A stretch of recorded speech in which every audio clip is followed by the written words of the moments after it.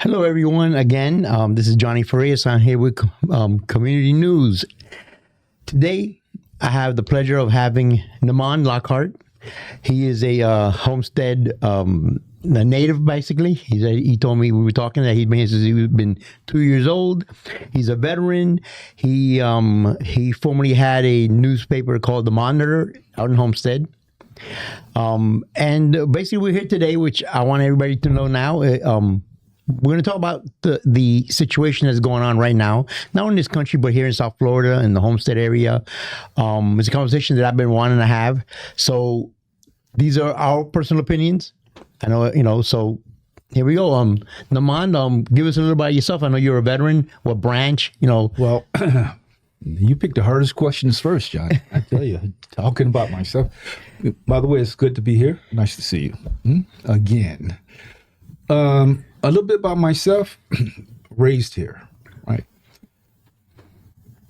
Just being maybe 4 years old and seeing the things that I saw here in Homestead, right? Because I'm a boomer, right? And you can't stop that from being probably the fulcrum of this seesaw that we have right now, from the old days to the new generations to come. So we pretty much balanced all of this. And growing up there, I used to always look at these old men. Right? It always intrigued me to watch old people because there's something about them. Most of them come from Mississippi, Alabama, Georgia, and they had this thing about them. And you always wanted to know, how did they get through all of that and managed to become old? And I just always says, man, I just hope I'm old one day. I'm not sure if I'm sure about that now at 70. So yeah, I can see that. So that was kind of, but what I learned from it taught me to watch television at the age of 4 years old because there was still segregation. Opposed to today, everything is pretty clean slate, so to speak. But as a kid, then politics was everything. You had to be in politics because you had to. It was a matter of survival being in politics. But right now with the terms, and not to interrupt you, I mean, you can say that it's happening again right now because politics is about everything. I mean, you can't go anywhere, even to the grocery store or pump gas without somebody mentioning something about politics. Mm-hmm. The flags or people flying in their cars, so I think it's about the same thing, no? Well, nothing has changed. I mean, it's been that way since, I hate to say it, the existence of this country. I think a lot of people are naive about where we live and not want to accept what America really is. And I think that's the problem that we're having today because we never dealt with it then.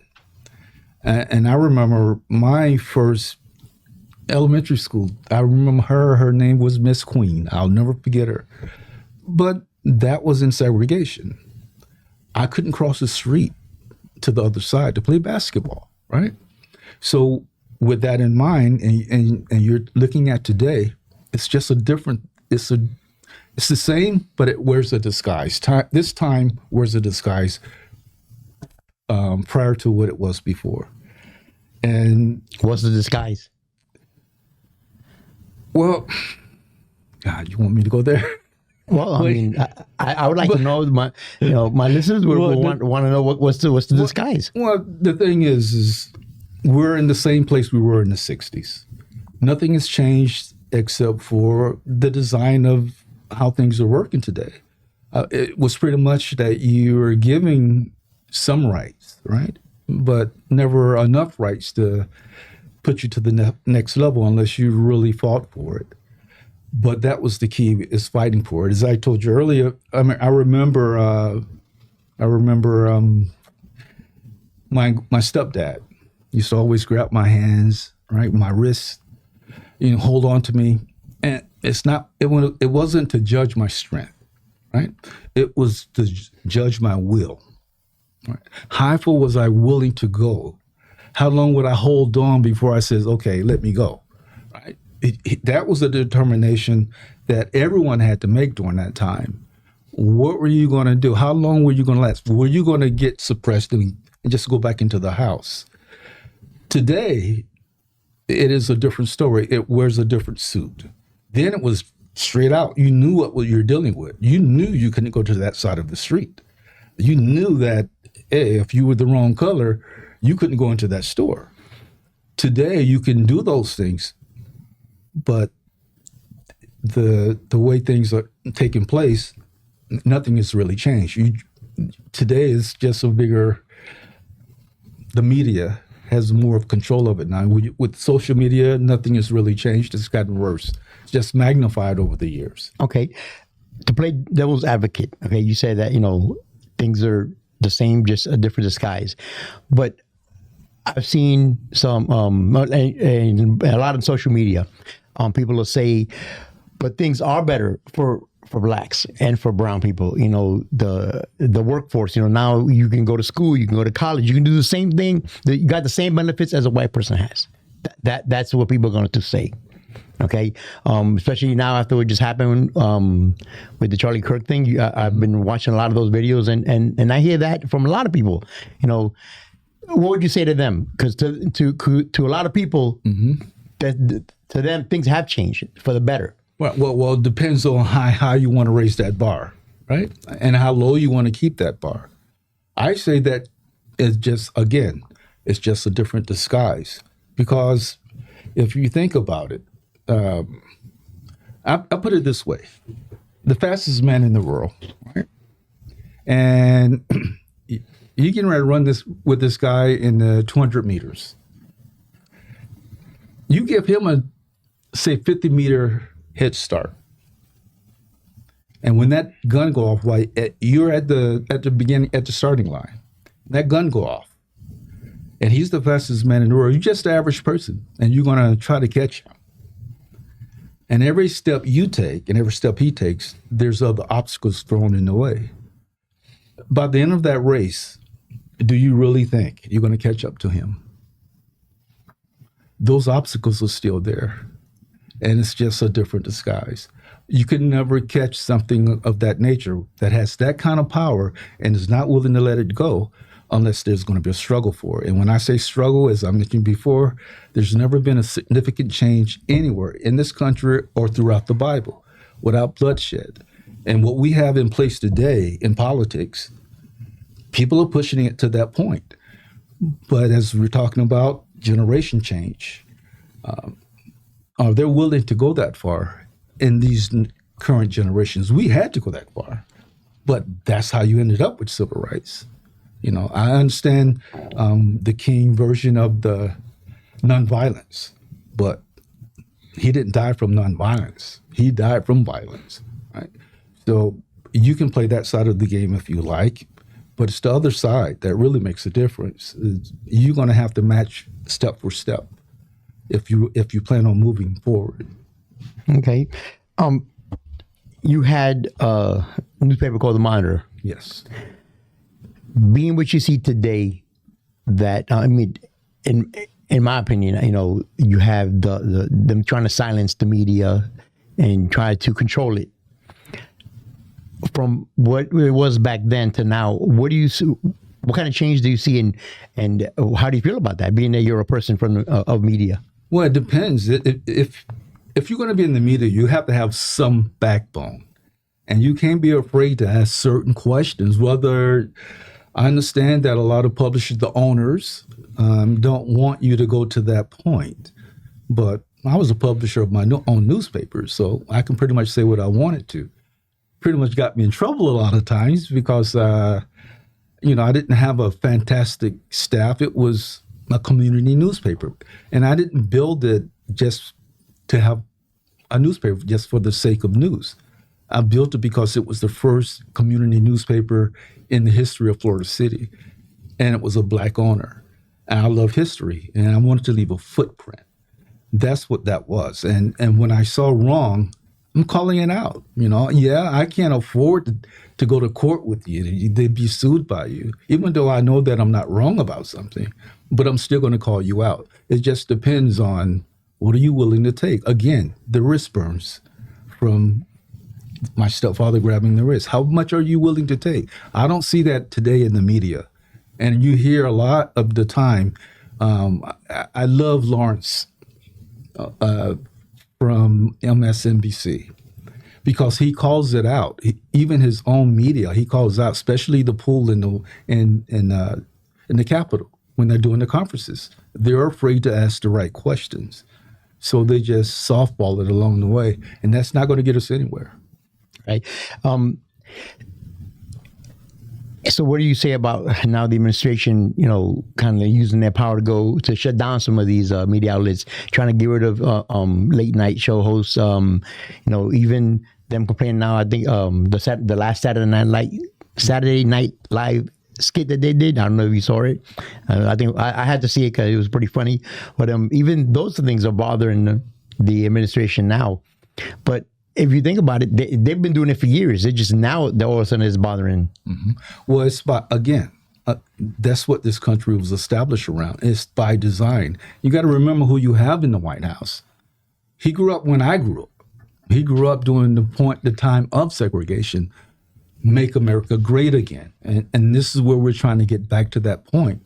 And we had to go through that.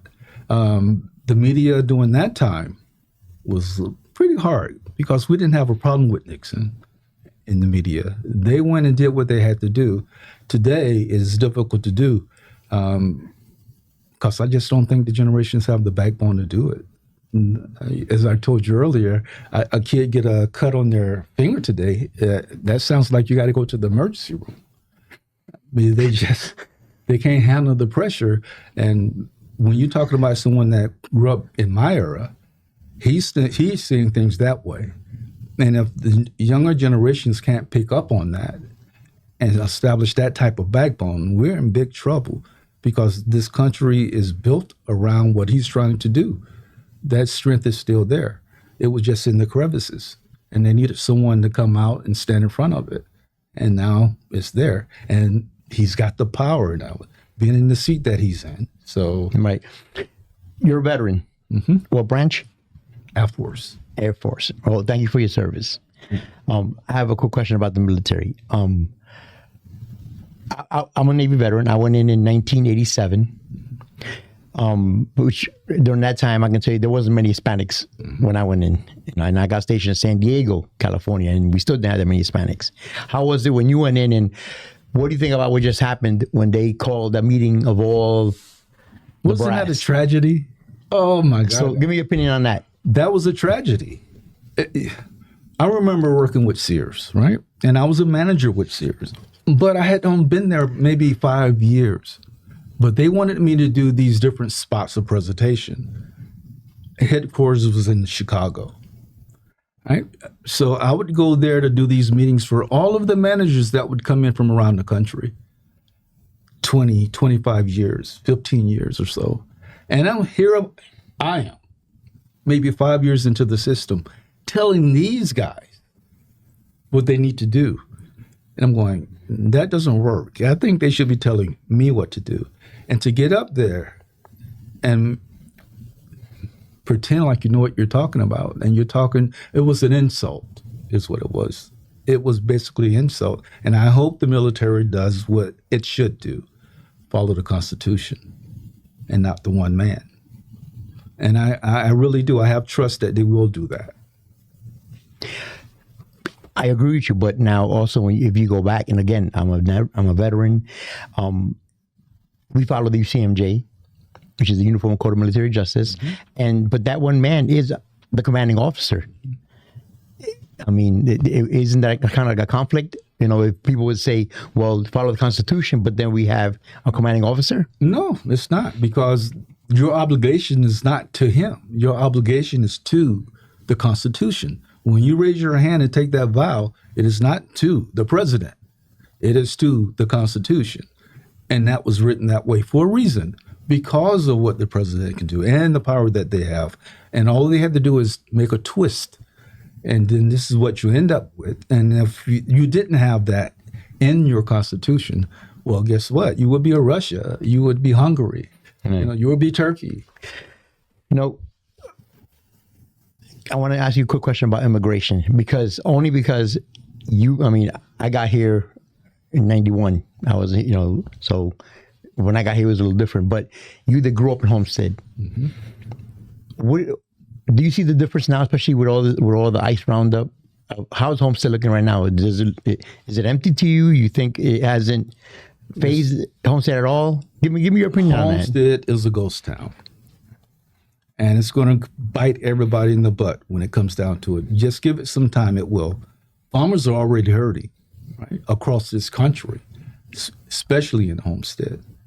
We need that work. Before, we didn't, because we had who to do that work, right? The same people that did that work 200 years ago.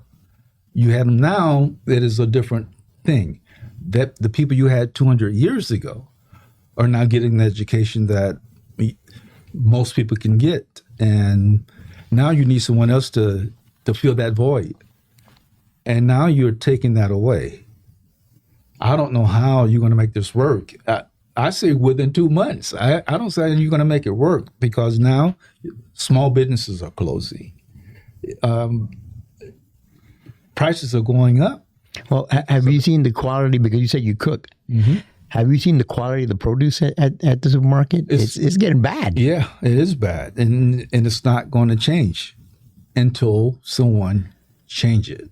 And it's not going to, it's just going to be that way. And it's going to take a group to change it. And as I was mentioning to you before, I think is it the 18th, and you have this No King protest across the country.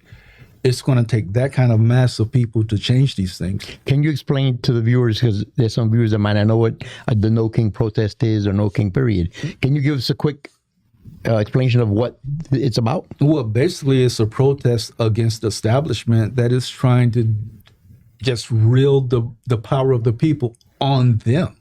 What they're doing is taking control of the power that us as one, we the people, is supposed to have, and they're using it as one. And again, it's by that design, trying to get back to where it was. If that protest is not there, you had to do it in the 60s. It's just larger now. If that protest is not there, if that boycott is not there, if you're not hitting those corporations where you should be hitting them in the pocket, what do we turn to? So you have to have that form of a protest, and Indivisible is doing a great job. How do you mass all of these people across this country? I looked at the map of where these protests are going to take place. It is totally saturated, bigger than it ever been before. And learning in the 60s, that's what changed things. There's no civil rights without it. There's no, if people wasn't able to take $1 from someone who was rich running the establishment, it doesn't change, because it's all about the money. So if somebody wanted to look up these peaceful protests, where would they go? Online? They just you got me with that one, but yeah, it'll be online, and I think Indivisible has they have a website. So, and I think anyone could start whatever they want to start right in their community if they want to do it. But you don't need that to do that if you feel it. The thing is, I don't think the people feel it. The reason they don't is because they haven't had to go through any suffering. People don't do things until they start to suffer it. Right. When it hits them especially in the pocket, individually, or physical, either way, or mentally, it doesn't touch them. Or that's not going to happen to me. Until it happens, then you don't have that emotion to get you to rise up to want to do something about it. We didn't have a choice back during that time. So consequently, we became emotional, involved in politics because of it. We felt that pain. And until you feel the pain, most people doesn't want to do anything. Okay. Back to the media. You who had the newspaper, and all the information came out of the newspaper. In fact, I come from a time where we would cut coupons out of the Sunday paper. How has social media changed your view of the media now? Well, social media doesn't change my view. The reason why? It's up to the individuals, and it's up to where they come from. If they're not taught properly by their own parents of what they can and can't do and receive that discipline. Being in Asia taught me a whole lot. The discipline, I got out of the martial arts 40 years, but I was taught in Asia. And the discipline that is instilled in that teaches you a lot of things. You learn to honor and respect your elders. And if you listen to what they say, most kids today don't want to listen. They want to find out on their own. But by the time they find out, it's too late. So it takes the parents, it takes the neighborhood to address people to the point where they will come to understand, respect the person that's older than you because they probably know what they're talking about. Consequently, you're not going to get up there and just search out and look at misinformation and says, oh, I'm going to go with that. No, you're going to take your time and you're going to do a little research before you decide to draw a conclusion. But not many people do that. Exactly. I mean, I fight with my kids about that, and they're in their 20s. Exactly. What changes it? I mean, you can only say so much until your kids investigate first, because the thing is that, in my opinion, it's so saturated, with these memes and these what they call short tubes and short videos. Mm-hmm. The internet is saturated in it that I've already learned I'm just one person talking to them compared to thousands online, and it's fast. Right, it's very fast. So it's challenging. One thing I tell my kids: if you're going to go up there and you're going to hear one statement from one person, and you have people just grab hold of that tail, that's not for you. What you do is that you don't read a half a book and then try to tell a full story. And that's what you're getting in the social media. And I tell my kids, watch out for that. Because I come out of writing, so it's easier for me to be able to do that. And I bring it in from history. Right. That if you start to do that, and that's what a lot of people are doing right now, and I think it has to be explained in a simple way. Right now, I think we go too far as adults, trying to explain something that's difficult in a difficult way instead of a simple way. And that simple way is pretty much, 1 + 1 = 2, and not go around the 2 divided by 1 equals what? You're just extending the equation. Just be simple with it. And that is, do your research. Don't jump on the first thing you hear. Find out more about it before you respond to it. You have to be responsible for what comes out of your mouth because you can't put it back in. Right. One of the reasons why I wanted to have this conversation with you, because I believe I called your wife for her birthday. Mm-hmm. And we started talking and like we always do. And you said something that caught my attention. You said that this problem now reminds you of something that happened back then. Mm-hmm. And that you have kind of like a solution, or what can be done to solve this. And I said, you know what? I want to know what it is, but I want to bring it in the show. So tell me. If I knew what that was, I'll be president today. I have no clue how you're going to solve this except for having a backbone. And, one thing I learned in the martial arts, you establish that through hard work. I'm not saying go work and do sharecropping, but hard work and discipline, the wrist grab. You're going to get that imprint, but do you have the will to fight your way through that? If you can fight your way through that, it helps develop your character. And the more people that can develop the character, like these protesters are happening right now, I'm impressed with that because I'm starting to see character change. And it's not just one race. It's a culture of people of different races that are protesting by the millions. That's what's going to change the system. But if you don't have the backbone, you're just going to stand on the outside looking in. Whereas a person like myself, I'm on the inside looking out because I've been there. So I can feel it And I think what I'm seeing right now is a few people that have done their history, and they're all seeing what's happening in front of them, and it's affected them in their life, in their lifestyle, economically as well as mentally. Right. So, as time winds down, I want to ask you, what is next for you? What's your plan? Well, I'm working on a piece called "But Life It Is." But life it is. But life it is, and it's a narration of poetry, but it's written in a state of a book, more like a monologue, a continuous monologue, and it tells you. You've read part of the calendar that I did called "Plight of the Black Man," Mm-hmm. and it tells the story from the beginning to where we are now, but in a personal way. And I know a lot of people have gone through those things, and those poems starts from the beginning, and by the time you get to the end, you realize that's your life, and this is the things that happen in your life. And I think it basically happened with everybody, but I'm going to write about it. Okay. And when it comes out, how can we get read as a book or online? It'll be audio as well as a written version.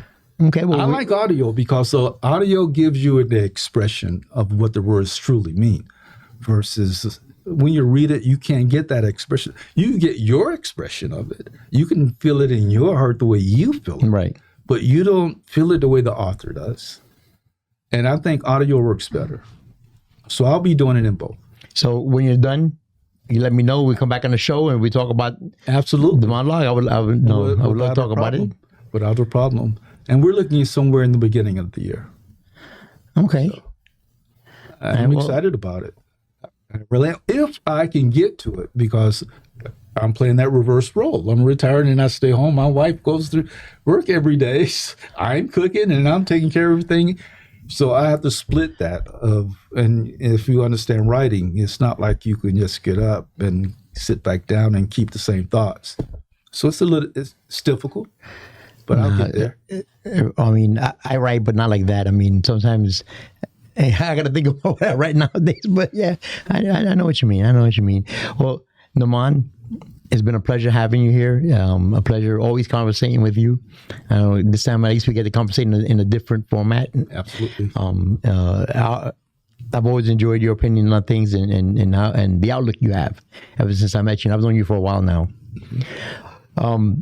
To my viewers, I definitely look forward to hear his monologue and see what's going on. And for the protest, peaceful, please. We don't need people to get harmed. I mean, Absolutely. Violence is never the answer. Absolutely. No matter what's out there. Also, we talked about social media. Yes, please always investigate, especially now with this AI going on. I mean, it's something else. My kids made a few AI videos of me walking around and so, and I was like, "Where'd you get that from?" But anyway, that's another show. Everyone, again, thank you for tuning in with us. Thank you for viewing this. We're on YouTube. Also, thank you, Miami Community Newspaper, for having us here, for allowing me to do this show. Thank you for the people that are here recording this. They take their time out to do this. I appreciate you. Appreciate everyone out there. Stay safe, and I will see you next time. This is Johnny G. Farias, Miami Community Newspaper.